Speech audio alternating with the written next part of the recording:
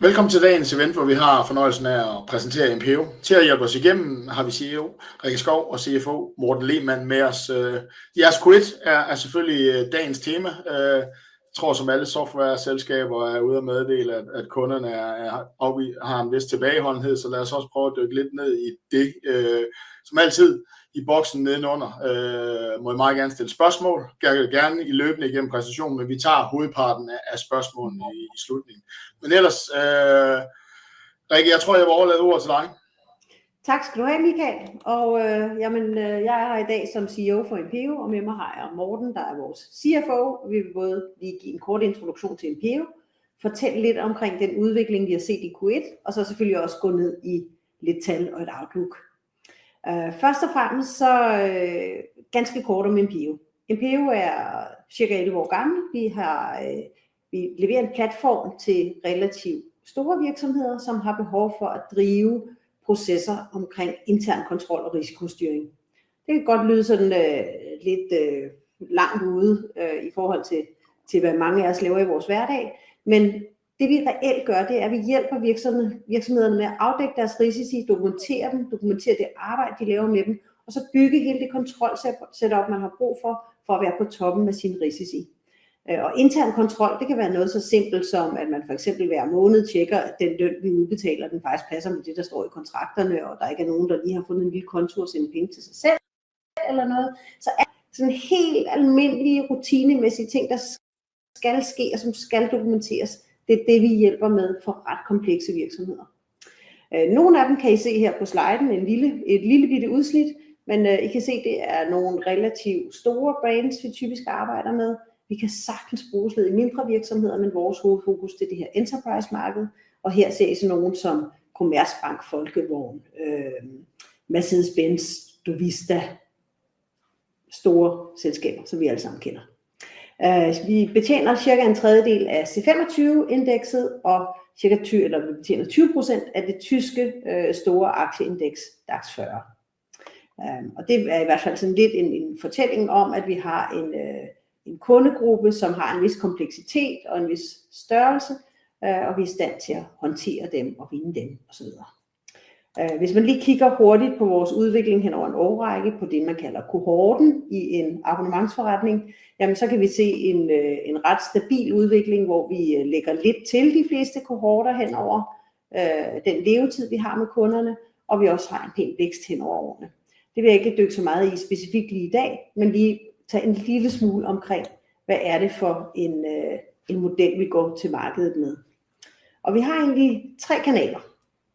Vi har vores partnere, som er enten det, man kalder Big Four, altså de store revisions- og rådgivningsselskaber, eller lokale, stærke nichespillere. I Danmark kunne det være sådan som Basico, som er en rigtig god samarbejdspartner for os. Partnerne, de kender dels kunderne, så kender de domæner, vi arbejder indenfor, som primært er inden for skat og finans. Og når vi siger finans, så er det sådan set hele CFO'ens domæne, det vil sige, det er også intern kontrol på ESG. Det kan også i nogle tilfælde for eksempel være intern kontrol ned på IT, altså sådan noget som er det de rigtige mennesker, der har adgang til vores systemer osv., at man rent faktisk får kontrolleret det og får det dokumenteret, at man har gjort det. Selve den der dokumentationsopgave er rigtig vigtig i forhold til revision. Så der har vi partnerne, som også er implementeringspartnere, og altså kan hjælpe kunderne med at bygge de her risiko- og kontrol frameworks, de har brug for at komme i mål. Så har vi vores egen kanal, det vi bare kalder direct sales her, som er vores egne sælgere, understøttet af vores eget marketing og vores lead-generering, og hvor vi selvfølgelig arbejder med hele tiden også at forfine den kanal i forhold til, at vi bliver dygtige til både at lave outreach og understøtte hele købsprocessen for kunderne og drive forretningen ind ad den vej. Hvis man kigger sådan på hele vores kohorte, jamen så har vi cirka 60% eller små 60% fra egne kanaler, og vi godt 40% fra partnerkanalen. Så har vi expansion, og det handler om, når vi er kommet ind hos nogle kunder, at vi så er i stand til at udvide vores samarbejde med dem. Det, der er vigtigt for os, det er at komme ind og komme i gang. Og det vil sige, at vi måske kommer ind på et område i finans, og det kan være, at Vi hjælper med at skærpe kontrollerne på månedslukprocessen, eller det kan være, at vi går ind i skat og starter med at hjælpe med at skærpe kontrollerne på transfer pricing. Og så udvide derfra, så vi bevæger os fra et domæne over et andet. Det kan også være, at vi starter i en geografi, og så udvider ud i andre geografier. Og så kan det selvfølgelig også være, at man bare har et domæne, hvor man siger, at vi kan også lige bruge det inden for det samme, men til lidt flere, så vi adder seeds, som vi kalder det, til brug. Og vi går ud af Q1 i år med en net revenue retention på 110%, og det skyldes både en god uplift, og det skyldes også et meget lavt churn, foranlediget af nogle tilfredse kunder hos Impero. Hvis jeg lige skal dykke ned, hvad er det for nogle highlights, hvad er det sådan særligt omkring Q1 for os i år? Så har vi taget 6 temaer med i år, eller i den her præsentation, og den første af dem, det er sådan lidt malurt i vejret, tror jeg godt, jeg kan sige. Fordi der er en vis usikkerhed i verden omkring os, og det har det med at gøre salgsprocesserne eller købsprocesserne hos kunderne endnu længere. Og nogle gange så tænker vi så, nu er der ro på, nu er der 90 dages pause i toldudmeldinger fra Trump, og så kommer han alligevel i fredag, så siger han, at de er ikke til at snakke med 50%. Og så taler han i telefon om søndagen med vores kommissionsformand, og så kan vi sådan set godt lige vente lidt mere. Altså, hele den der usikkerhed, der er, den betyder rigtig meget for vores kunder i forhold til at kunne navigere og vide, hvor deres fokus skal ligge. Og det gør det lidt vanskeligere for os rent faktisk at få tingene sparket over mål. Det positive i den historie er, at dialogerne de fortsætter, og der er ikke nogen, der siger, at det skal vi ikke det her. Der er bare nogen, der siger, vi har altså også lige nogle andre ting, der fylder rigtig meget hos os, så vi er lige nødt til at skubbe det et kvartal, fordi vi skal et eller andet. Og vi tror jo desværre ikke, hvilket vi også kommer tilbage til i vores outlook, at vi har set det sidste af det her uro. Og når der er geopolitisk uro, det sætter sig rimelig hurtigt i finansmarkederne, altså det kan vi selvfølgelig også se. På en positiv note, jamen så er Tyskland og Danmark nu lige store på AR, altså vores årligt tilbagevendende omsætning. Og det har været sådan rimelig tæt på over noget tid, og nu Tyskland altså har indhentet, og så vi ser stadigvæk et meget, meget stort potentiale i det tyske marked. Vores partnere, hvis man kigger, når vi lige kommer tilbage til nogle tal, så er vores indtag af ny AR fra partnere ikke så stort i Q1. Det kan både skyldes lidt omkring, at partnerne sjovt nok oplever den samme tilbageholdenhed, som vi gør, hvor der er nogle kunder, der siger, ja, vi skal lave det projekt, men vi er lige nødt til at skubbe det, fordi vi skal noget andet først. Og så kan der være lidt udsving hen over kvartalerne. Og så har vi haft rigtig godt uplift, og det har så bare i Q1 særdeleshed været for kunder, som vi oprindeligt selv har lukket, og de derfor ikke bliver hægtet op på partnerkanalen. Men vi har rigtig god interesse for partnere. Vi har kørt igennem en årrække, primært med KPMG i Tyskland, har udvidet det, har gode kundedialoger på tværs af flere forskellige partnerskaber, som vi ser meget positivt på, hvordan det kan udvikle sig. Tilsvarende også rigtig gode dialoger med partnere i nye mulige markeder, hvor vi primært i øjeblikket taler UK og Benelux. Så mange gode ting at sige om partnerkanalen, som vi stadigvæk ser som en rigtig vigtig kanal for os. Så har vi det her enterprise fokus, og fordelen ved det kan nogle gange være, at når først du er inde og i gang og har en god platform, så er der en vis stickiness forbundet med, at du er inde i forskellige afdelinger, og du kører mange processer, og det er det, der ligger til grund for, hvordan de rapporterer osv. Så vi har set en churn over 12 måneder på kun 2%, som er meget tilfredsstillende niveau. Og jeg tror ikke, vi skal prøve at regne sådan noget lifetime ud, fordi det tror jeg ikke, vi kan gøre så matematisk på det tal, men et virkelig flot niveau. Og det er selvfølgelig et, som vi arbejder stenhårdt på at bevare. Og så har vi den lille fordel også, at vi løb jo ikke sådan helt ind i den her CSRD-rejse. Vi startede på den, vi arbejdede med nogle kunder, gjorde os nogle erfaringer om, at de og derfor har vi ikke så meget forretning på den, og derfor ikke så eksponeret i forhold til det her med, at EU-kommissionen er kommet med en ny vej frem i forhold til CSRD-rapporteringen. Så det giver os også lidt ro, når vi kigger fremad. En anden positiv ting, det er, at vi på vores produktudvikling har både lanceret det her, som vi kalder control testing i beta-version, har været ude til at teste det hos nogle kunder, har løbende fået justeret nogle af de ting, som har fået feedback på, vi burde også kunne sådan og sådan og sådan, men også fået virkelig, virkelig positiv feedback på, og forventer at gå live her inden udgangen af Q2 med en endelig version, som også giver os nogle gode opsalgsmuligheder. Vi har i det hele taget set en forbedring i vores evne til at få nye features igennem vores udviklingsmotor, som gør, at vi hurtigere kommer til markedet med nye elementer til vores produkt, som vores kunder er meget tilfredse med at se sådan et øget niveau på, hvor hurtigt kan få nye ting i markedet. Og så er der AI, og der arbejder vi på flere spor. Selvfølgelig arbejder vi på tværs af organisationen med at bruge AI, hvor det giver mening og giver os mest mulig værdi. Men hvis vi lige bliver sådan på produktsiden, så er der 2 elementer. Og det ene det er at bruge AI meget mere aktivt i udvikling, så du simpelthen også af den vej kan få meget mere kode igennem på kortere tid. Og den anden del, den er at begynde at bruge AI mere aktivt i vores produkt. Og det vi i første omgang har bygget, det er en AI, som vil være individuel for den enkelte kunde, men som på baggrund af viden om kontrolprogrammer, så man kan bygge hele dit kontrolsetup, så du i hvert fald sidder med en første version, som du så kan justere, men som gør, at du relativt nemmere kan komme i gang, også selvom du ikke selv har et stort framework. Og med de ord, og det har været et travlt Q1, jamen så vil jeg give ordet videre til Morten, som vil fortælle lidt omkring tallene. Tak for det, Rikke. Hvis vi kigger på Q1, eller de 12 måneder, der går frem til slutningen af Q1, jamen, så har vi nået et ARR, vores tilbagevendende abonnementsomsætning på 40,2 millioner mod 32,4 sidste år. Og det er jo en stigning på 24%. En pæn stigning, om end måske lige lidt lavere, end vi havde håbet på, som Rikke også har været inde på, så har det været lidt mere træ i forhold til at lukke nye kunder i årets første kvartal. Pæn uplift på 12%, og den lave churn på 2.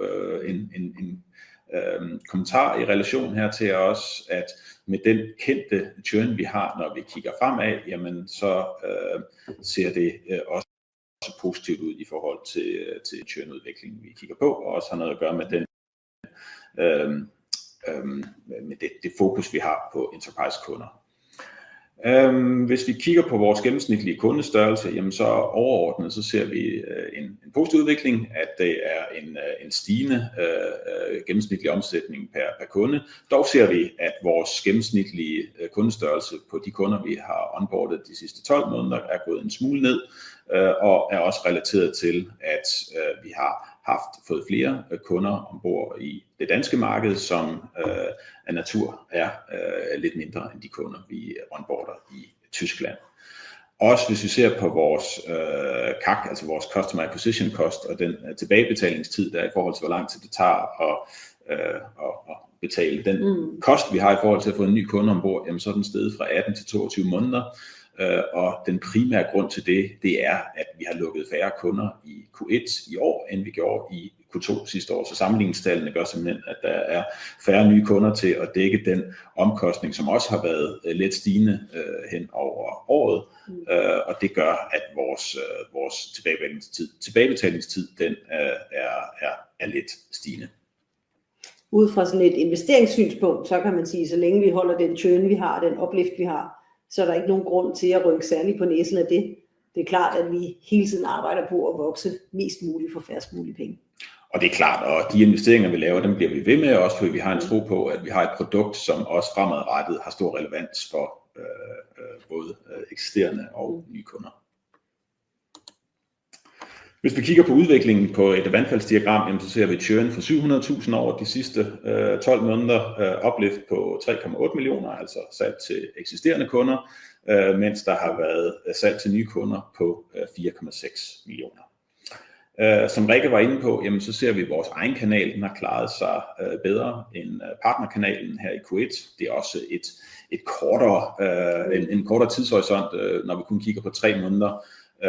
Og ja, det er der flere grunde til, men det vil ikke dvæle for meget ved. Udover, som Rikke allerede har kommenteret, så har vi en rigtig god dialog både med eksisterende og nye partnere, så det er stadig en kanal, som vi er meget positive omkring og har gode forventninger til.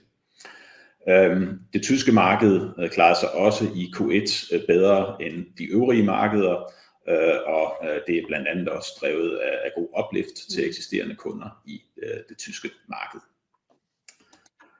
Hvis vi ser på vores kapital, jamen så ser vi også en fortsat positiv udvikling. Vi ser vores cashflow fra vores ordinære driftsaktiviteter i første kvartal. Jamen de er stigende, så vi har et positivt cashflow på 4,4 millioner mod 2,5 i samme periode sidste år. Når vi også kigger på hvis vi kigger på det løbende cashflow, vi har fra både vores operating activity og vores investeringsaktiviteter, jamen så ser vi, at det er faldende, og det gør jo så også, at den her burn multiple, som er den multiple, hvor vi kigger på det frie cashflow sammenlignet med den nye AR, vi er i stand til at generere, den er faldende, så vi nu ligger på 0,8, og vi er fint på vej til, at vi kan blive cashflow positive hen imod slutningen af 2026 set på en løbende 12 måneders basis. Vi har dog stadig fokus på, at vi stadig investerer i vores forretning, så vi vil gerne holde den her balance mellem, hvis vores mål det var at blive cashflow positivt før, så var det absolut muligt med den forretning vi har i dag, men vi vil gerne balancere den her vej hen til at vi bliver cashflow positive inden udgangen af 2026, så vi også bruger en del af den kapital vi har til at investere i vækst, da vi er den opfattelse at markedet er der, og det er den måde vi skaber bedst værdi for vores aktionærer. Nu skal jeg lige få slidesen med her. Hvis vi kigger på de rapporterede financials, jamen så ser vi en stigning i vores omsætning på 27%. Vi ser fortsat en meget flot bruttomargin, altså den omkostning vi har til at drive vores certificeringer og vores hosting af vores platform. Vi ser vores omkostninger til medarbejdere og andre eksterne omkostninger, de er stigende og stiger en smule mere end vores rapporterede omsætning. Det gør også, at vores EBITDA er lidt lavere, end den var for et år siden. Det er en række af de her investeringer, som vi har talt om, blandt andet også investering i lead-generering og i at både styrke vores produktteam og vores kommercielle organisation. Og det sætter sit aftryk på vores bundlinje, men er helt i tråd med den plan, som vi har lagt. Og hvis vi så skal prøve at summere det op i vores outlook for 2025, jamen så er vi ude og fortælle i forbindelse med Q1, at vi præciserer vores guidance, så at vi forventer, at vi på vores løbende abonnementsomsætning på vores AR, at vi lander i den nedre del af det tidligere udmeldte interval. Det vil sige, at vi forventer nu et interval, der hedder mellem 46 og 49 millioner, og det er drevet af den her usikkerhed, vi ser i markedet. Da vi kom med vores oprindelige guidance, der kendte vi ikke til den her Liberation Day, som har været med til at få nogle virksomheder til at fokusere på andre områder, eller være lidt mere tilbageholdende med omkostninger generelt. Men altså en præcisering af intervallet. Vi forventer stadig, vores EBITDA lander i det tidligere udmeldte interval, og vi er godt på vej til at kunne levere de her range, som vi har kommunikeret. Ja. Hvis jeg lige skal runde af, jamen så hvis vi kigger lidt og siger, hvad er det for nogle ben Impero står på? Jamen vi står, synes vi selv, ret godt på 4 ben, og der er et ben, der handler om, at vi har en platform, som vores kunder sætter rigtig meget pris på, gerne fortæller positivt om til andre mulige kunder og kunder i det hele taget, og som virkelig løser en opgave for dem med at komme på toppen af den kompleksitet, der er i at være en stor virksomhed, der skal være i stand til at rapportere rettidigt og korrekt. Vi har en høj net retention rate, så vi er både i stand til at sælge mere til vores eksisterende kunder, og vi er også i stand til at holde på dem, som er et rigtig godt grundlag at bygge videre på. Så har vi også, som jeg har været inde på, samarbejde med partnerne, som hele tiden bliver styrket, og det er både med de eksisterende partnere, men det er jo også det her med at få nye partnere ombord, som hjælper os både i de markeder, vi allerede er i, men også ud i nye markeder, hvor de med deres kendskab til kunder og til de sådan mere regionale compliance-udfordringer, der måtte være, er en virkelig stærk sparringspartner og samarbejdspartner for os. Og så har vi også vist over en årrække, at vi er i stand til at vokse, og vi er jo ikke, selvfølgelig er der lidt i øjeblikket, som du også er inde på, hvor der er lidt en noget øget usikkerhed, som påvirker os, men vi har over tid vist den her evne til at vokse butikken, og det er de 4 ben, som vi synes, vi står rimelig fornuftigt stærkt på. Og med de ord, Michael, så tænker jeg, at jeg har formentlig fået nogle spørgsmål, eller har selv nogle. Ja, korrekt. Lidt relateret til den her markedsusikkerhed, sammenlignet med markedet før, du kan sige Liberation Day, er det mere en Q2 og en Q3-effekt, I forventer at se her? I havde vel også et okay første kvartal, så er det jeres guidance-justering, er det sådan lidt, kan man ligesom sige, at I prøver at kigge ind fremadrettet, og ligesom, at det her, det er nok også noget, vi forventer at se i Q3 og Q4 og resten af året? Ja, hvis vi lige tager Q1 først, så havde vi faktisk, som du siger, et okay Q1. Vi har jo, vi bestræber os i den grad på, at vi leverer en platform til vores kunder, som de selv kan operere, og som de synes er fleksibel og nem at arbejde med. Og vi har haft en længerevarende serviceaftale med en kunde, hvor vi har hjulpet dem, og nu har vi faktisk bragt dem i stand til selv at gøre det. Det gav en contraction, som påvirkede vores Q1-resultat, som ellers faktisk er temmelig pænt.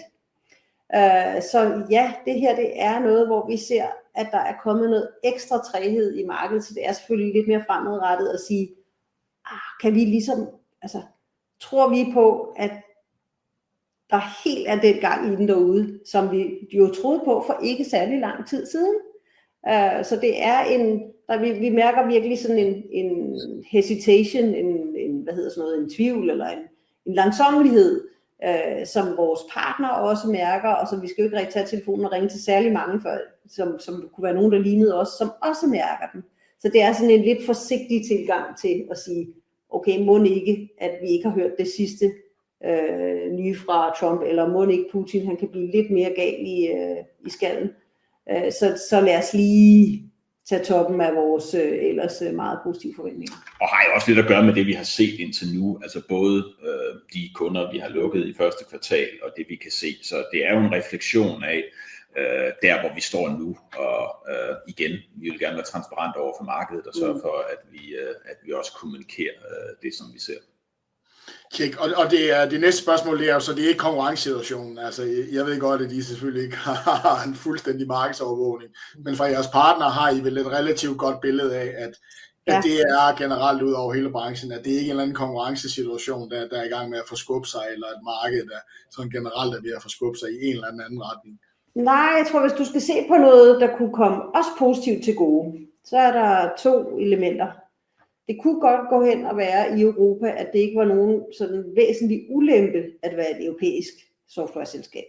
Det kunne faktisk godt være en fordel. Og den anden del er, at nogle af de meget store projekter, man kalder mere komplekse softwareløsninger, at de bliver lidt hurtigere sparket til hjørne faktisk, fordi nogen siger, okay, det kan vi slet ikke, og det er dyrt, og det kan vi ikke overskue. Det er et meget stort projekt med en eller anden partner, som skal komme med nogle folk, der kan få noget til at ske, hvor vi i langt højere grad er noget, virksomhederne selv kan, eller hvor vi kan bistå med implementering. Så det at være lidt mere fleksibel og på et lidt andet prispunkt, når krisen den krasser lidt, det er jo ikke nødvendigvis en dårlig ting. Så de 2 faktorer, altså at være et godt alternativ til noget, der er stort og komplekst, og så være europæisk, det kunne godt gå hen og være lidt hjælpsomt lige nu. Ja, det der med Europa, det har vi jo faktisk hørt har været et fokus på alle software as a service selskaber, vi har haft igennem og har lyttet med på telekonferencerne. Så jeres setup, er det isoleret? Har I siloerne korrekt til, at man beholder dataen i Europa, hvilket jo mange mener i hvert fald, og der selv inklusive også, at det kunne gå hen og blive en konkurrencefordel? Jeg tror, jeg vil svare sådan på det, at vi har vores hosting, den er det er på Microsoft Azure, det er i Europa.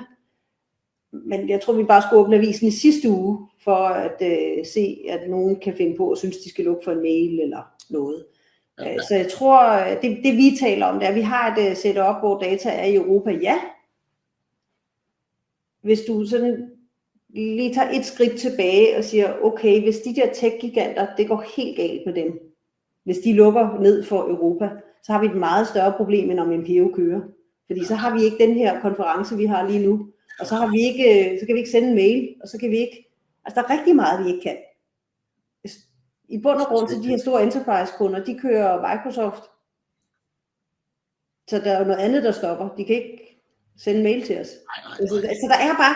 Det er et meget stort spørgsmål, hvor vi selvfølgelig hele tiden kigger på, hvilke risici har vi, og hvilke alternativer er der. Men der er altså også rigtig meget andet, der går i stå, før MPO går i stå. Check. I hear. Det er jeg ikke uenig. Så det er, fordelen ligger lidt måske i jeres europæiske udtryk, kan man ligesom sige, af europæiske kunder. Check. Så var der et spørgsmål, kan I komme nærmere ind på fald i en stor kundes værdi, hvad der ligger bagved? Det tror jeg allerede, du touchede en lille bitte smule på, at det er ikke et eller andet strukturelt. Det er, hvis jeg forstod dig rigtigt, at I har hjulpet en kunde med noget, og det kan kunden selv nu. Så det er ikke sådan et eller andet, hvor hvis jeg kiggede ind på andre kunder, er det noget, de også kunne finde på at gøre i en eller anden omfang. Nej, vi har meget få kunder, der outsourcer noget drift til os, og det var i bund og grund det, de havde gjort, og det er de blevet i stand til at tage hjem, fordi det ligger bare ruller nu. Så den opgave er blevet mindre, og noget, der er håndterbart for dem. Så er der lidt omkring UK. Hvilken regulatorisk medvind ser I i UK, og hvor står I pt. På det der marked med direkte salg og partnersalg? I UK er der kommet en ny regulering, som hedder UK Corporate Governance Act, som er, jeg havde nær sagt, skræddersyet til MPO, eller også er MPO måske skræddersyet til den, selvom den er kommet efter os. Og det er et stykke governance-arbejde, hvor du er nødt til at kunne dokumentere, at du har håndteret dine risici, at du har dokumenteret dine kontroller, og at du er i stand til at rapportere på det, hvor de ligesom har taget det et niveau op. Og det er vi et rigtig godt fit til, og det er vi i dialog med partnere om, som er i dialog med de første kunder om det. Så det er virkelig spændende. Vi har jo selv en række kunder ud af UK, som vi allerede arbejder med, og betjener det i øjeblikket ud af det danske marked, og tænker også, at det er det, der kommer til at ske resten af år forventeligt, at det er noget, vi gør ud af den danske forretning. Så I har muligheden, og I føler egentlig også, at I har mulighed. Altså, der opstår en markedsmulighed, og I er sådan rimelig dækket på at kunne gå ind og attackere den. Det er det rigtige. Så med hensyn nemlig med den her med partnerfordeling, for det var en af dem, jeg sådan så ned på og sagde, okay, jeg ved godt, at jeg ikke skal overfortolke et enkelt kvartal, men det var dog et meget, meget stort tal, der lå på jeres egne kanaler. Og det første, jeg tænkte var, er det fordi, det er nemmere selv at sidde og arbejde, hvor partneren har lidt nemmere ved at opgive det, hvor man ligesom kan sige, I kan blive ved kunderne, når der er den her tvivl. Er det det, vi ser her, eller er der nogle andre tendenser, der ligesom spiller sig ud? Og hvis vi sådan kigger igennem året, skal vi så forvente, at måske når det er lidt tougher, så er det egne kanaler, der skal drive det mere? Det sidste, det tror jeg ikke. Men hvis jeg kigger, lad os sige, vi kigger på vores start der og sige, hvordan er den bygget op, og hvad består den af, så har jeg ingen grund til at tro det. Så er det mere et spørgsmål om, på den positive side, at vi i Tyskland har haft nogle kunder, hvor vi har lavet nogle ret substantielle oplift. Og det er nogle kunder, som vi oprindeligt selv har lukket. Og når vi siger, kommer det fra den ene eller den anden kanal, så lader vi faktisk historien om, hvordan kunden kom ind først hænge ved. Så hvis det havde været langt de fleste af vores tyske kunder, de kommer fra partnerkanalen, så havde det været alle mulige andre kunder, så havde du set et andet billede. Her er det mere et spørgsmål om, at vi langsigtet har arbejdet mod nogle kunder, som vi selv har landet, og hvor vi virkelig er lykkedes med at tage nogle meget store skridt i forhold til deres brug af MPO-platformen. Og det var en anden ting, jeg ligesom noterede mig, fordi jeg synes, I en periode har haft en tendens til større og større kunder, og du forklarer selvfølgelig, at Danmark, og igen, vi skal ikke kun kigge på et kvartal, men de første 12 måneder, kunderne kommer ind, der er den lidt lavere, og spørgsmålet er her, er det udelukkende Danmark, eller når I går ud til en kunde, så prøver I måske lige at sælge lidt mindre ind til at starte med, for ligesom at have opsalgsmuligheden. Altså forstået på den måde, at kunden, når den siger ja, så bliver det til en lidt mindre, kan du sige, størrelse til at starte med. Jeg er ikke sikker på, at jeg helt har forstået spørgsmålet, men jeg tror i hvert fald godt, jeg vil skyde en hvid pind efter, at vi prøver at gå ud med noget småt. Nej. Det er mere, at kunderne de er nemmere at acceptere, du kan sige, en lavere start gående ind, altså du ved, et lidt mindre omfang af opgaven. Vi har også altid haft succes med vores land and expand strategi, altså med at vi skal indenfor hos kunden, og så bliver langt de fleste kunder meget glade for vores platform, og så vokser de den derfra. Så på den måde har du ret. Det er ikke et specifikt fokus for os, at vi kommer ind på en mindre billet, men selvfølgelig så er vi i markedet for de muligheder, når der er en kunde, der passer godt til en PU, vi ser et godt fit, og kunden ser et godt fit, jamen altså, så hjælper vi dem, også selvom de måske kun afdækker et mindre område af det, eller af det kontrolopgave, der ligger. Og nogle af de uplifts, vi ser, det er jo nogle, vi godt kender, når vi lukker en kontrakt, hvor vi ved, at i år 1, der er de på den her størrelse, i år 2 bliver de den her størrelse, i år 3 bliver de den her størrelse. Fordi vi allerede har aftalt med dem, hvordan skal deres udrulning ske, så de starter måske med en central enhed, og så tager de Europa, og så tager de verden. Og da vi nu rapporterer på live ARR, så sidder vi jo ikke i år 1 og tæller det med, der kommer i år 3, så det kommer jo som et uplift, når vi når dertil, hvor det bliver live. Så en del af det er noget, hvor vi godt ved, at hen over en periode får vi en positiv udvikling i den ARR, vi får fra en given kunde. Og relateret til uplift, og nu toucher du jo selv på det AI, jeg indrømmer, at jeg har siddet i den her verden som viser ikke så lang tid. Altså det der med at sidde og skrive interne kontroller, det er vitterligt ikke særlig spændende. Altså du ved, hvis man kunne få nogen, et hvidt stykke papir, en autogenereret, og så, jeg siger ikke, at jeg bare lige skal skifte navnet til navnet, men lige tilpasse det en lille bitte smule. Er det en uplift mulighed for jer det her, ud fra en value-based betragtning om, det må lave nogle besparelser hos kunderne, eller er det, at I får en større stickiness, at I får nemmere ved at sælge systemet? Hvordan ser I på de her nye muligheder, som kommer her? Jeg tror, det kommer meget an på, hvilke dele det er. Men fordi kigger du nu på sådan noget som control testing, der er en disciplin i sig selv, i forhold til, at man laver stikprøvekontroller af de kontrolprogrammer, man har. Det er klart en opsalgsmulighed. Lige præcis sådan noget som den her AI, det ved vi faktisk ikke endnu. Når vi spørger vores kunder, hvor modne er de til at tage imod, at der er AI i platformen, så det tal faktisk ikke særlig højt. Og her der skal vi måske også kigge på, at vi arbejder ud mod et segment, ikke bare af virksomheder, men også af købere, som måske ikke er dem, der står allerforrest til at sige, hvor modne er vi på at få AI helt ind i de data, der ligger inde i vores interne kontrolsystem. Jeg tror lige præcis sådan noget med at være i stand til at kunne udvikle en kontrol for eksempel. Det tror jeg ikke er det, der kommer til at gøre en PU kæmpe meget større, fordi i virkeligheden så er det nok noget, som du på et tidspunkt bare skal være i stand til at levere, fordi du kunne jo også bygge det uden for en PU, og så importere det i en PU. Så, men det er en funktionalitet, det er en vigtig vej, det er også derfor, vi har et så stort et fokus på det, men vi har også kunder, som fortæller os, at de slet ikke vil have AI-funktionalitet i platformen. Så for os der at udvikle og implementere den her feature, det har vi måske allerede gjort. Det er også at sikre, at kunderne har et valg, hvor der er nogle kunder, der siger, at det skal vores brugere simpelthen ikke have adgang til. Mm. Og så er der spørgsmål, og du ved, i de svære situationer, så kan det jo være, der opstår mulighed, men overveje at foretage opkøb, altså konsolidering, er det noget, der er på bordet? Ja, det er aldrig rart at gøre det i en usikker tid, men det betyder muligvis også, at mulighederne kan opstå. Så er der nogle tanker om at gøre øget brug af det, eller føler I, at den organiske rejse stadigvæk er den rigtige for jer? Det tænker jeg, at lige nu er vi på en organisk rejse. Check. Jeg tror, det var sidste spørgsmål. Tak til dig, Rikke og Morten, for at tage os igennem jeres resultater og svare på spørgsmål. Og tak til lytterne for at lytte med. Må alle have en god dag. Tak, Michael. Tak.